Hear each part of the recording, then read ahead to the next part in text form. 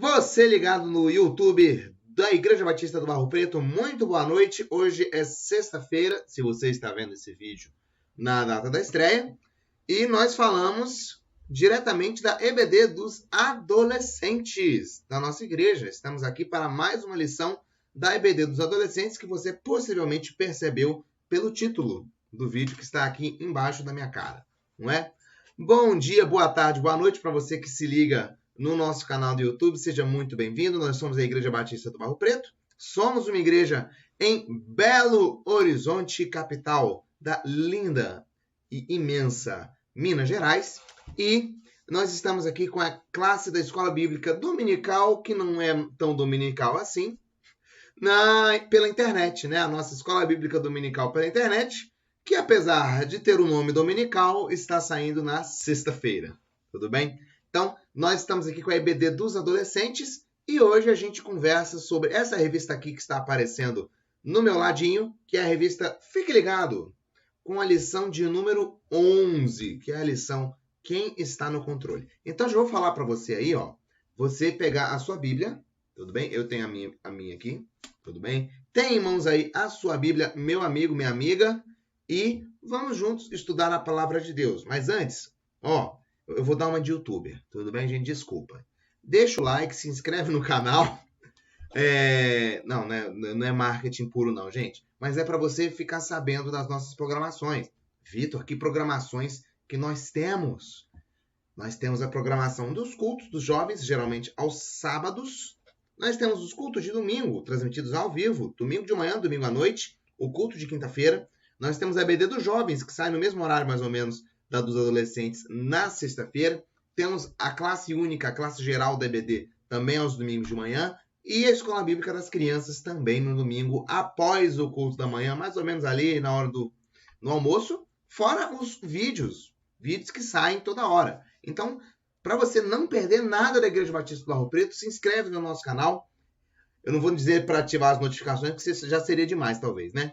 Mas para você ficar por dentro do nosso conteúdo, a gente também tem o mesmo endereço, o IB do Barro Preto, a gente tem no Facebook e no Instagram também.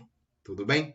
Então, agora que eu já fiz o momento merchandising, não é? A gente vai para a nossa lição e que Deus abençoe a todos na nossa liçãozinha de hoje. Tudo bem, gente? Então, a nossa lição, como eu já falei, ela tem esse título aí, ó, que está na tela, é a lição 11, e o título dela é Quem está no controle? Quem está no controle? Eu lembro quando eu era criança, dava briga, eu e minha irmã, por conta do controle remoto da televisão. Eu queria assistir os programas de corrida, de desenho de carro, de lutinha, e minha irmã queria assistir os programas de fadinha dela. E era uma briga pelo controle remoto da televisão. Mas quem está no controle? A nossa pergunta não é sobre controle remoto de televisão, né? Até porque hoje em dia, meu filho, a gente controla a televisão quase que com pensamento, né? Quase que nem precisa mais de controle remoto. Mas quem que está no controle da nossa vida, das nossas ações, das nossas atitudes? Esse é o convite que o autor da nossa lição de hoje ele quer nos fazer, e é o convite que eu faço a você a refletir nisso. Quem está no controle? Quem anda no controle? Eu falei do caso da televisão da minha irmã, né, gente? Gente, quem tem irmão aí sabe. É assim, quase impossível você não ficar zangado com seu irmão, né? Quase impossível você não se zangar, você não brigar em algum momento, né? Assim, se você conseguiu sobreviver à infância e adolescência sem fazer isso, meus parabéns. Meu irmão, você está num nível de santidade que eu não consegui. Tudo bem? E muitas vezes, quando a gente fica com raiva, fica zangado, que o nosso irmão faz alguma coisa que irrita, e irmão tem esse negócio mesmo de um querer irritar o outro, né? A gente acaba tomando uma atitude às vezes drástica, brigando, empurrando, batendo, não é? E são atitudes próprias de criança, mas elas servem para mostrar o que acontece conosco, com nós, seres humanos, quando a gente passa por uma situação de destempero, de descontrole, não é? Que a pessoa te irrita tanto que você acaba estourando de uma vez, né? Você acaba estourando, você não aguenta mais. Tudo bem? E aí, meus amigos, por vezes a gente está fazendo isso, a gente acumulando sensações, sentimentos e coisas prejudiciais a nós. A gente vive carregando, por vezes, um peso em cima dos nossos ombros, né? Então, mágoa, ódio, ira, decepção, às vezes um sentimento até de vingança. E as pessoas, às vezes, vão guardando isso para nós. E a gente, na adolescência, a gente tem essa tendência mesmo de guardar as coisas só pra gente, de, às vezes, não querer compartilhar com o outro, de não buscar ajuda, de pensar, não, eu vou resolver sozinho do meu jeito, e é isso, eu não vou falar com ninguém, e você fica mal sozinho. Né? Eu tô mal e vou ficar mal. A pessoa decide assim. Gente, eu era assim. Falo como bom adolescente que eu já fui. Eu era assim, sim. A gente, às vezes, tem essa tendência de eu tô mal e eu quero ficar mal. Eu quero ficar mal, eu vou ficar mal sozinho. E aí a gente fica acumulando. Só que aí chega uma hora, gente, em que a gente não aguenta mais. Não é? É a última gota d'água no copo. Então, é assim. Chega uma hora que a gente acaba estourando. Chega uma hora que a gente não aguenta. Não é? Imagina você que se tivesse com a mochila. Mochila, né? Todo mundo tem mochila, né? Você vai botando pedra na sua mochila. Você vai tentando andar e a mochila vai ficando cada vez mais pesada. E você vai botando mais pedra, até que chega uma hora que você não aguenta mais. Você cai porque você não aguenta mais o peso, não é? Então, às vezes, a gente passa por essa sensação quando vai acumulando esse tipo de sentimento.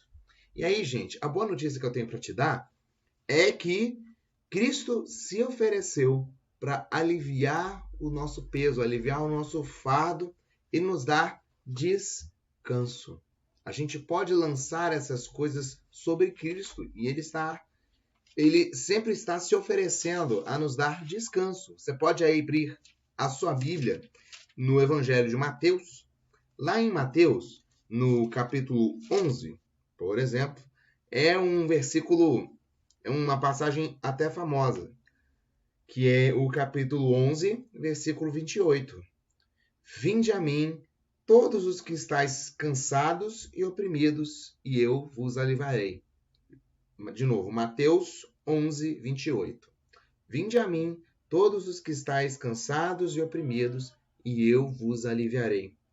Tomai sobre vós o meu jugo, e aprendei de mim, que sou manso e humilde de coração, e achareis descanso para as vossas almas. Porque o meu jugo é suave, e o meu fardo é leve. Então, o peso, o jugo de Deus é um peso leve, tudo bem? É uma coisa leve, tudo bem? Cristo vem justamente para aliviar o peso das nossas almas, tudo bem? Mas para isso, meus amigos, a gente precisa entregar o controle. A gente precisa entregar o controle. Jesus, gente, eu sempre ouvi dizer, e eu gosto muito dessa metáfora, que Jesus é um cavalheiro, ou como diriam o pessoal aí mais com cultura, Jesus é um gentleman. É um gentleman, é um cavalheiro. Ele não chega tomando as coisas, não. Ele pede. Aliás, teria poder para chegar a tomar o que ele quer, né? E pensa, gente, Deus fez o mundo inteiro, então ele é dono da coisa toda. Né? Deus é dono de tudo. Agora, Cristo sobre a gente, ele pede. Ele não toma, ele pede. Tudo bem? Tem uma coisa que Deus não toma, que é o nosso coração. Tá certo? Isso ele pede. Né? Vinde a mim todos vocês que estão cansados, sobrecarregados, e eu vos aliviarei. E aí, gente, cabe a nós entregar o controle. Entregar o controle nas mãos de Deus. Entregar o volante nas mãos de Deus. Tudo bem? E aí, gente, a gente tem de um lado essa disputa entre o egocentrismo e o teocentrismo. Vitor, o que é isso? Bom, egocentrismo, pessoal, egocentrismo é uma frase, é uma palavra, perdão, que significa eu no centro, né? Ego significa eu, né? A pessoa com ego, você chama, a pessoa tem um ego muito grande, muito inflado, a pessoa se acha. Então, o ego é a coisa eu. Tudo bem? Então, o egocentrismo é quando eu me coloco no centro. Eu sou o controle. Tudo bem? O teocentrismo, por sua vez, é quando Deus está no centro. Deus está no controle. Tudo bem? Então, essa figurinha aí mostra muito bem. No egocentrismo, eu tenho o controle do meu coração, eu decido tudo, eu faço do jeito que eu quero. No teocentrismo, eu deixo o eu de lado, aqui, e eu deixo Deus assumir a rédea da situação. Deixo Deus assumir o controle do meu coração. Enquanto no egocentrismo, a cruz aqui, que representa Cristo, fica do lado de fora, no teocentrismo ela já está do lado de dentro. E justamente representa o controle de Cristo sobre as nossas atitudes. E aí, gente, eu começo já citando um outro texto que também está lá em Mateus, que é: respondeu-lhes Jesus. É um texto famoso, outro texto famoso da Bíblia, né? Amarás o Senhor teu Deus de todo o teu coração, de toda a tua alma e de todo o teu entendimento. Está lá em Mateus capítulo 22, versículo 37. Então, amar a Deus de todo o coração, de toda a alma e de todo o entendimento. Aí você me pergunta: ô Vitor, tá, isso aí foi escrito 2000 anos atrás. Qual que é a diferença de coração, alma e entendimento? É um negócio meio filosófico isso, né? Que você for pensar, o coração não pensa, né? Hoje em dia, a gente que sabe anatomia, né? A gente sabe que o coração não pensa. Quem pensa é a cabeça, né? Tá tudo lá na cachola, tá dentro da cachola. Espero eu, né? Tem gente que pensa com o estômago, né? Infelizmente, eu de vez em quando penso com o estômago. Mas tirando essas situações que eu penso com o estômago e acabo comendo demais, a gente geralmente pensa com a cabeça, né? Então, quando a gente lê na Bíblia, na verdade, essas expressões coração, alma e entendimento, a gente tem uma metáfora. A gente tem uma metáfora dos antigos, porque eles dividiam mesmo as emoções, as coisas, o intelecto humano nessas três áreas, né? Por razões mais metafóricas, filosóficas mesmo, do que propriamente baseada em anatomia e biologia. Tudo bem? Porque hoje a gente sabe que, né, coração não pensa. Então, a gente vê aí coração, alma e entendimento, pessoal. O coração, quando a gente lê coração na Bíblia, a gente geralmente interpreta isso, aliás, é a metáfora que se faz, o coração é usado como uma metáfora para a vontade, tudo bem?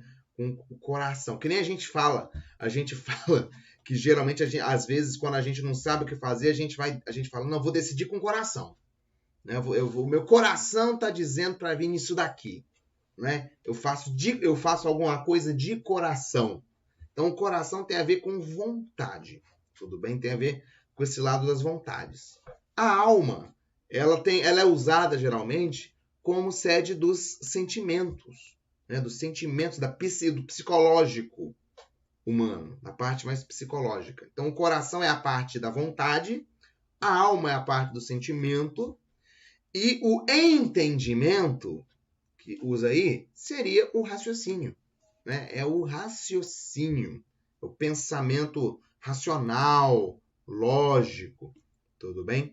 Então, a gente tem três áreas aí. A gente tem as emoções, que na verdade são as vontades do coração, as vontades do coração, simbolizadas pelo coração, os sentimentos e o entendimento, o pensamento. Então, a gente tem pensar, não é? A gente tem agir e a gente tem sentir. A gente tem essas três atitudes, tudo bem? E as três precisam estar dentro do controle de Deus.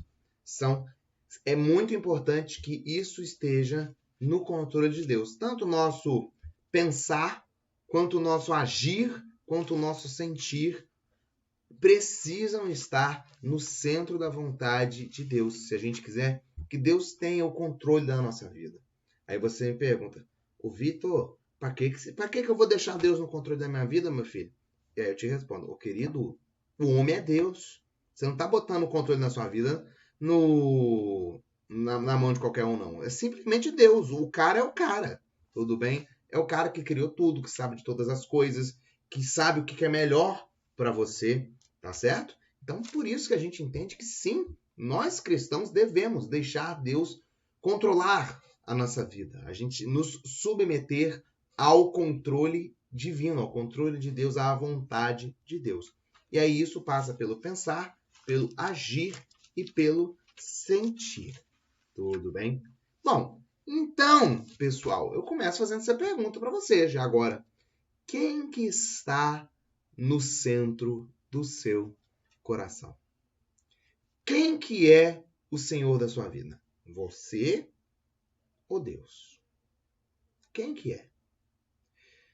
Bom, se de fato é Deus que governa a nossa vida, pessoal, então a gente precisa de uma coisa que a gente já conversou aqui, que é o fruto do Espírito, não é? Domínio próprio, temperança, bondade.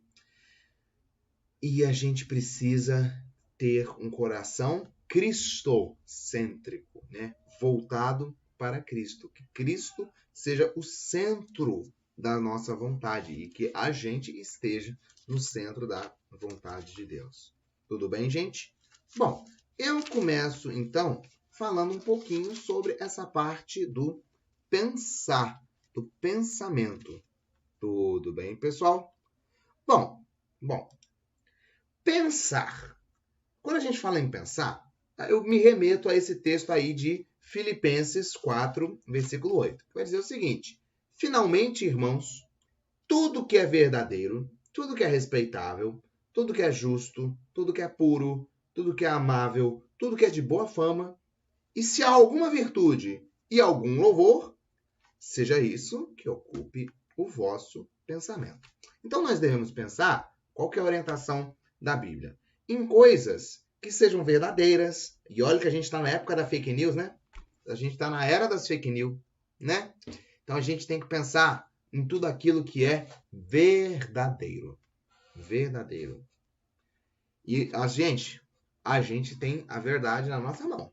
A verdade está aqui na nossa mãozinha, né? Pronta para ser utilizada, que é a palavra de Deus.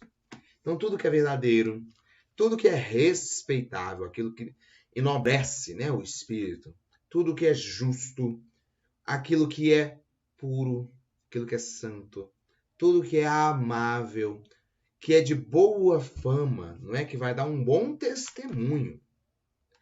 Resumindo, se alguma virtude, né, se tem alguma virtude e tudo que seja digno de louvor, né, seja digno de elogio, seja isso que ocupe o vosso pensamento. Ou seja, não fica pensando besteira, não.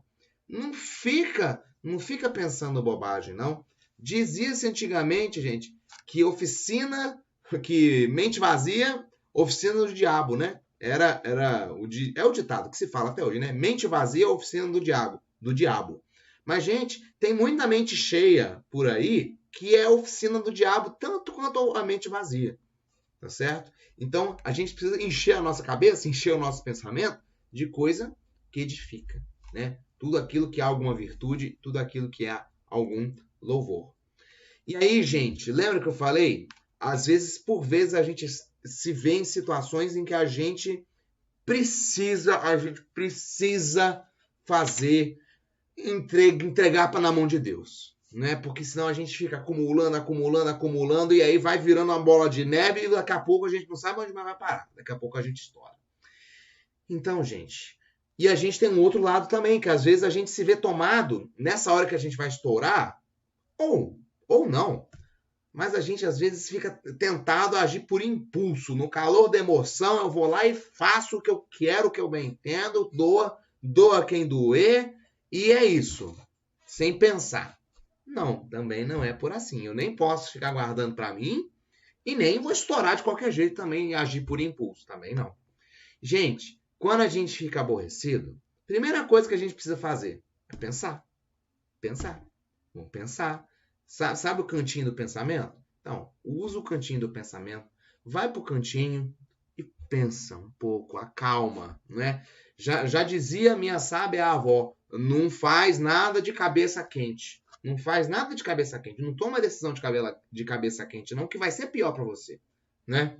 Então, quando a gente fica aborrecido, quando a gente fica amargurado, quando a gente fica magoado, a gente precisa pensar, né? E aí, gente, não é um pensar simplesmente, pura e simplesmente assim, eu vou pensar, fulano me magoou. Ótimo, eu vou pensar que eu estou com raiva do fulano e vou ficar remoendo a raiva do fulano. Não é? Vou ficar aqui remoendo a raiva do fulano. Vou, inclusive, postar em direta pro fulano no status do WhatsApp, no status do Instagram, no Twitter, né? É assim que a gente faz. Não, também não é fazer isso, gente. Porque a gente tem que olhar pelos problemas, não por essa ótica egoísta, mas pelo ponto de vista de Deus. A gente tem que olhar para as situações, tentar olhar para as situações com o ponto de vista de Deus, meus amigos. E aí, gente, qual que é o ponto de vista de Deus? Justamente esse. Justamente esse.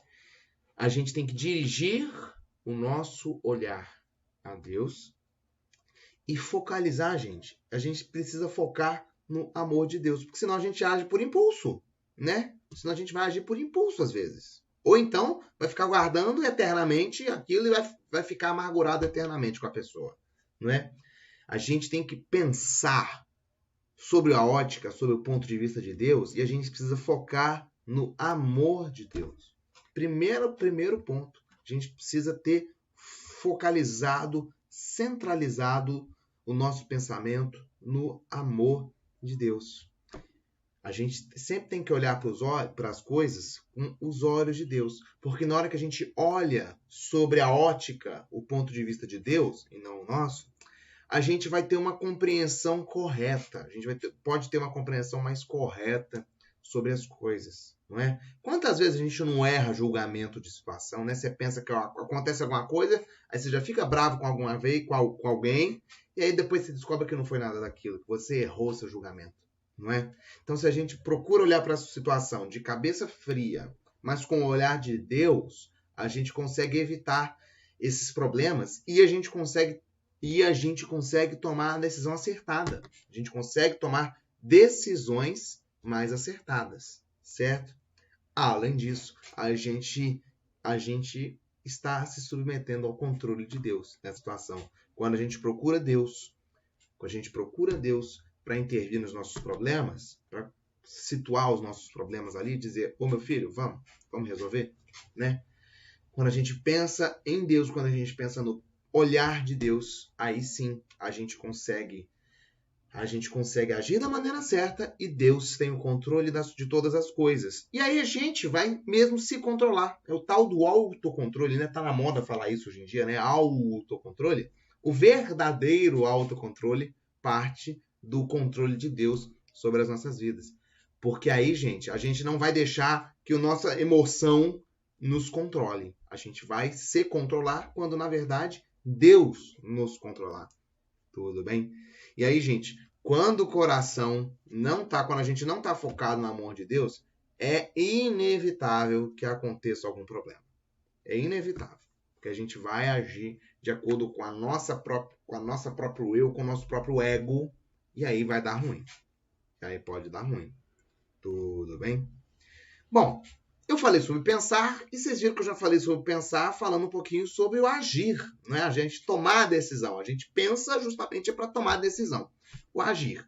E aí, gente, eu tenho um versículo aí de Tiago, capítulo 1, versículo 19, meus amigos, que vai dizer o seguinte: sabei dessas coisas, meus amados irmãos, todo homem, pois, seja pronto para ouvir, tardio para falar, tardio para se irar. Então, você vê que são algumas orientações sobre o nosso agir, né? Sobre a nossa procedência, sobre a maneira como a gente deve se portar.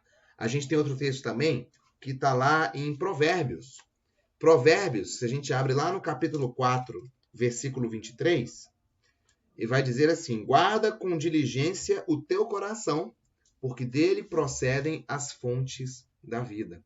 Se o nosso coração não está bem guardado, não está bem seguro em Deus, a gente vai acabar tomando decisão errada e a gente vai acabar agindo do jeito errado. Tudo bem? E aí, gente, uma vida egocêntrica tem um agir egocêntrico. Se eu vivo minha vida só pensando em mim, O meu agir vai ser eu, né? Todo mundo conhece, infelizmente, aquela pessoa que só fala dela. Ela é ela o tempo inteiro. Ela só fala dela, é a minha vida e eu sou o centro do universo, né? A pessoa, ela não se acha, ela se sabe, ela se tem certeza que ela é o centro do universo, né? Então, uma vida egocêntrica tem um agir egocêntrico, que a gente consegue notar geralmente quando as pessoas agem dessa forma egocêntrica.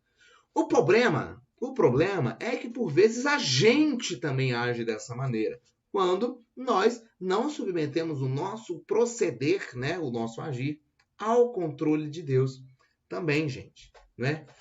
E aí entra uma palavrinha que tem gente que tem horror a essa palavra, que é quem? O domínio próprio, que é um fruto do Espírito, inclusive. E é um fruto do Espírito que pode nos ajudar a agir da maneira correta, não é? Gente, domínio próprio. E é difícil. Gente, eu tô falando coisa aqui que não pensa que é fácil, não. Eu sei que é difícil. Você pode estar pensando assim, não, o Vitor deve estar achando que eu sou um ultra santo, né, para fazer essas coisas. Não, meu filho, eu sei que é difícil, né?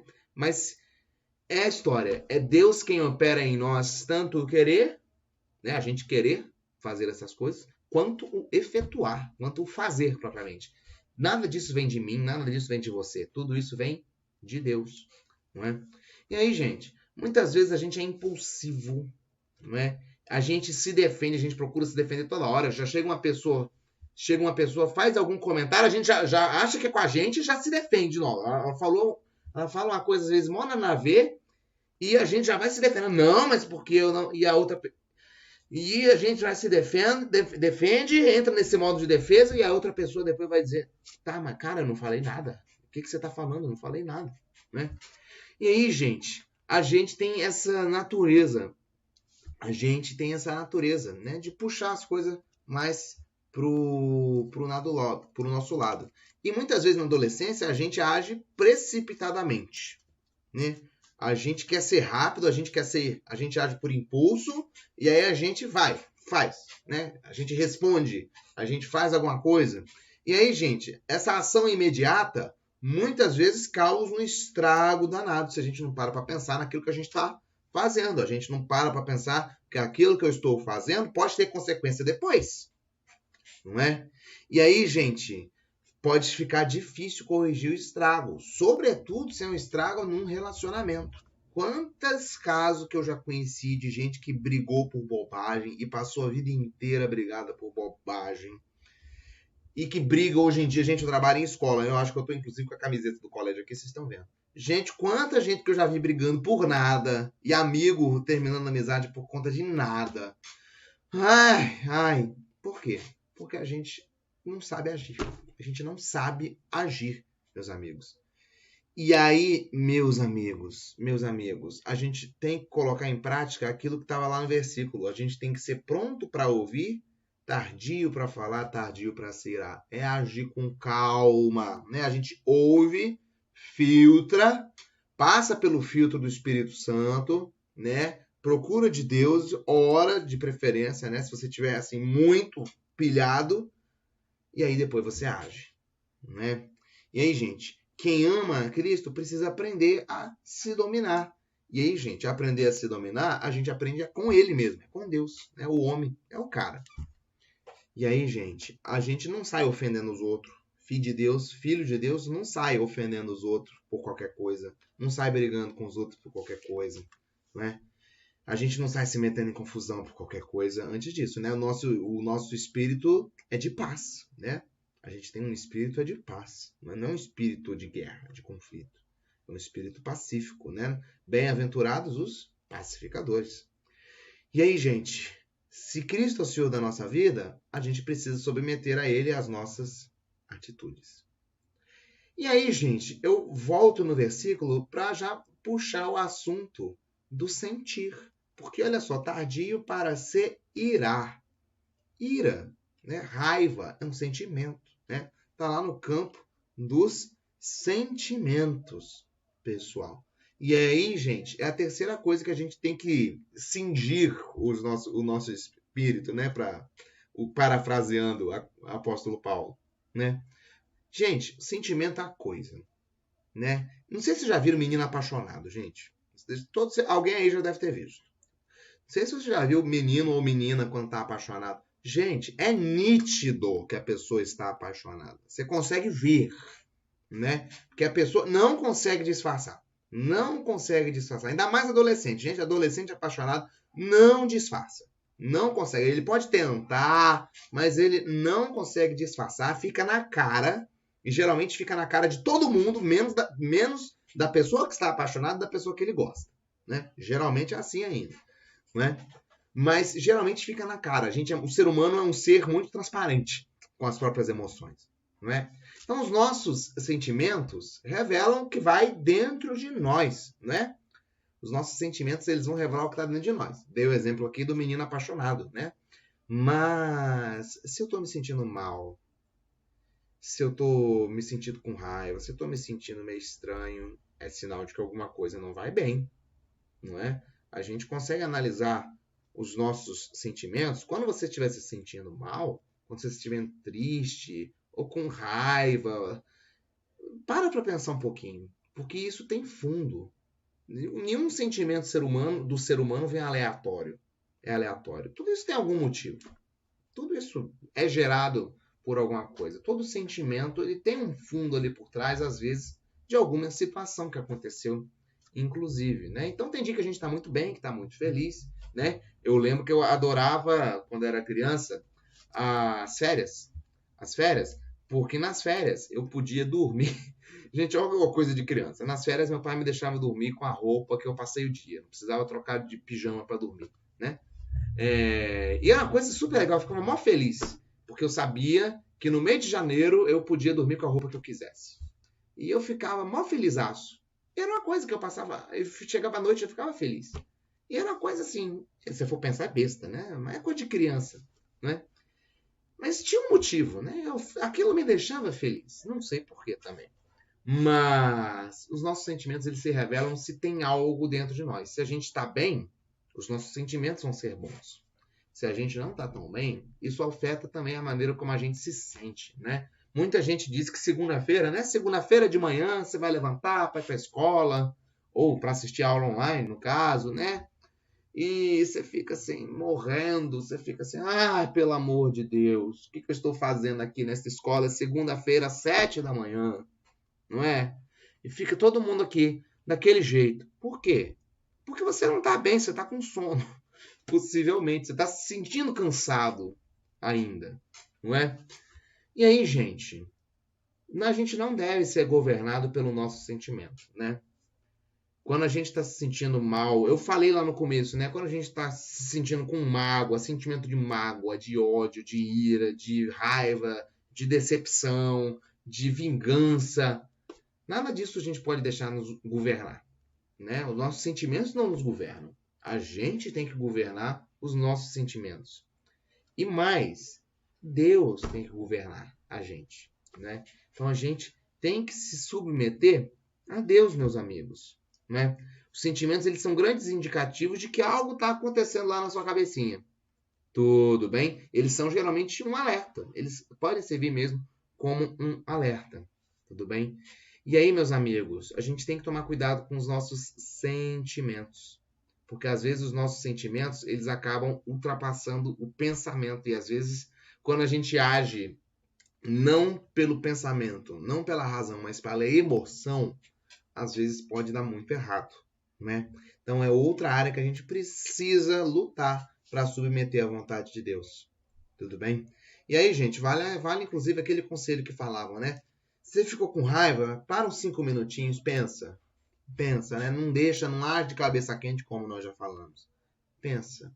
Vamos submeter os nossos sentimentos a Deus. Vamos submeter a razão, né? Porque senão, gente, é um tsunami que sai passando, né? Todo mundo já deve ter presenciado alguém estourando alguma vez. É um tsunami. Tudo bem? Então a gente tem que pedir ao Espírito Santo para mostrar o que fazer. E aí, gente, eu concluo desafiando vocês, gente, desafiando cada um de nós a colocar Deus no centro do nosso coração e ajuda, né? Buscar a ajuda de Deus para exercer o domínio próprio, porque só assim a gente vai poder pensar, agir e sentir conforme o coração de Deus. Nós seremos cristãos adolescentes conforme segundo o coração de Deus, tá? Então, essa é a nossa lição. Fica o nosso desafio. Que Deus abençoe e nos capacite a seguir os passos dele. Tudo bem?